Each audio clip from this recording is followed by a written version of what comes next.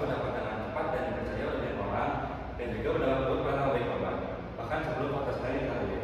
Maka dari itu, solusi yang kita lakukan yang pertama, melakukan verifikasi informasi sebelum mempercayai penyebarannya, dan yang kedua, mengedukasi siswa tentang bahaya hoax dan etika bermedia sosial. Lalu yang ketiga adalah melakukan dan debat konten hoax atau fitnah pada pihak sekolah maupun platform media sosial. Ancaman berupa pencemaran nama baik seseorang dapat dicegah dengan membiasakan budaya cek fakta fact checking sebelum mengirimkan informasi.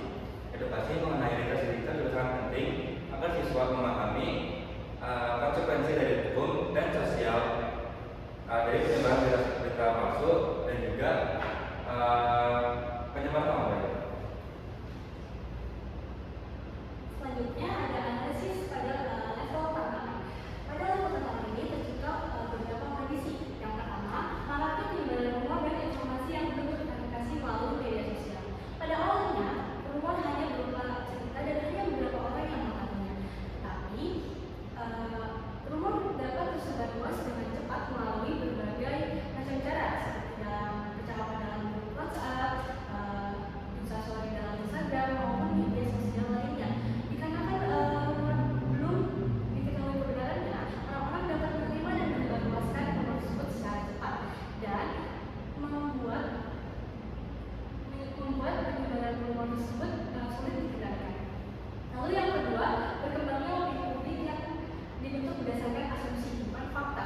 Dikarenakan rumor yang disebarkan belum memiliki verifikasi yang jelas atau kebenaran yang jelas, maka orang-orang dapat membuat kesimpulannya sendiri, di mana akan terciptanya opini berupa asumsi maupun dugaan, bukan berupa fakta.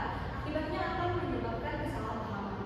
Lalu yang terakhir, meningkatnya kecenderungan masyarakat untuk menghakimi sebelum memperoleh informasi yang utuh.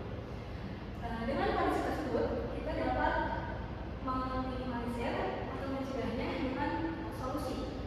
Beberapa solusi yang dapat kita lakukan, yaitu yang pertama, meningkatkan literasi digital yang mampu berpikir kritis dalam menerima informasi. Jika seseorang atau masyarakat memiliki tingkat literasi digital yang baik, maka orang tersebut tidak akan menelan mentah-mentah informasi yang didapat dan menyebarluaskan tanpa mengetahui kebenarannya. Lalu yang kedua, menghindari penyebaran rumor, spekulasi dan informasi yang belum terkonfirmasi. Dengan ini, kita harus bijak dalam menggunakan media sosial. Ketika menerima informasi, kita harus memverifikasi atau mencari tahu dulu kebenaran seperti apa. Langkah ini dapat meminimalisir terjadinya penyebaran hoax dan juga informasi yang tidak baik atau menimbulkan kebenaran. Lalu yang terakhir, mengutamakan fakta dan verifikasi sebelum membentuk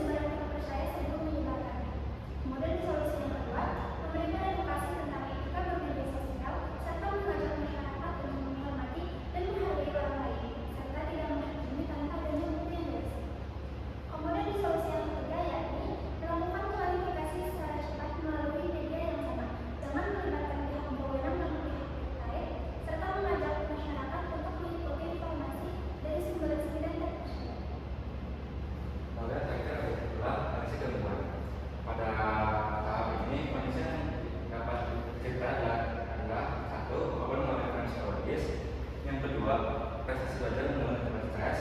Dan yang ketiga, hubungan sosial korban terganggu agar mencegah atau dijauhi. Dampak dari penyebaran rumor dan ujaran kebencian dapat menyebabkan gangguan pada kondisi mental korban, dan juga kehidupan sosialnya. Tekanan dari lingkungan dapat mengganggu konsentrasi belajar, kesehatan mental serta keberhasilan teman-temannya. Maka solusi yang dapat ditawarkan yaitu pertama, memberikan dukungan moral pada korban dan tidak mengucilkannya. Yang kedua, melibatkan guru BK, kulit kelas orang tua untuk memberikan pendampingan psikologis. Dan yang ketiga, membangun lingkungan sekolah yang aman, inklusif dan bebas dari perundungan siber. Korban dari penyebaran hoax dan ujaran kebencian sering sekali mengalami tekanan psikologis yang menyebabkan gangguan pada konsentrasi belajar, juga hubungan sosialnya. Dukungan dari keluarga, teman, dan sekolah sangat diperlukan agar korban dapat pulih secara mental dan juga kembali beraktivitas dengan baik. Sekian kelompok prestasi di kelompok kami.